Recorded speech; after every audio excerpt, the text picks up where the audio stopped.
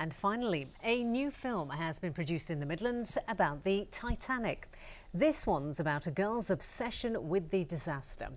It also shows some of the less well-known connections that the Midlands has with the ship that sank 100 years ago next month. Connections, for instance. Did you know that all the beds on board were made in Birmingham? All the glass and crystal came from the Black Country, and much, much more.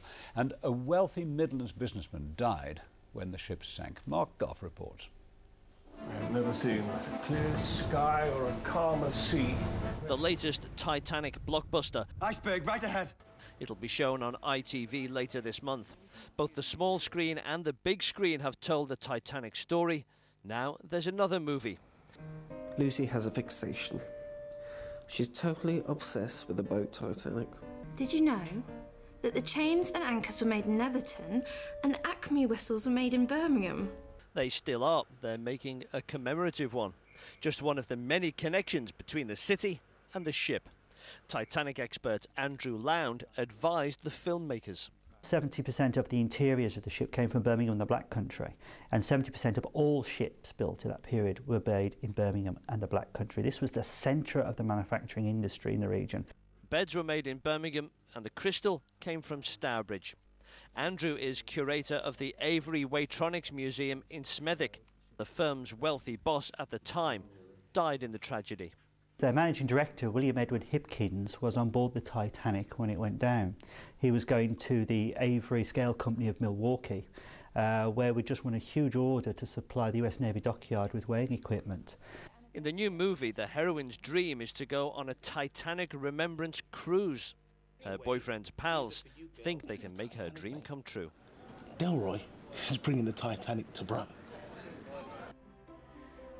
Therefore, a Titanic cruise.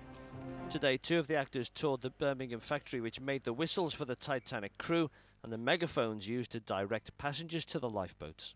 We were able to use replicas of the props, which allowed us to buy into the story more and the reality of Birmingham's connection and Titanic, the movie, and the actual ship and the tragedy of it. 100 years ago, we were the workshop of the world with manufacturing and heritage and history and the connections to Titanic. And with the centenary coming up next month, I wanted to showcase this film from our region that explores the themes of the history and heritage, but also within itself is a film that promotes our filmmaking talent.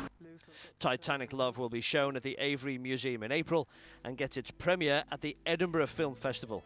You'll have to wait until then to see just exactly how the filmmakers brought the Titanic to Brum. Mark Goff, Central Tonight.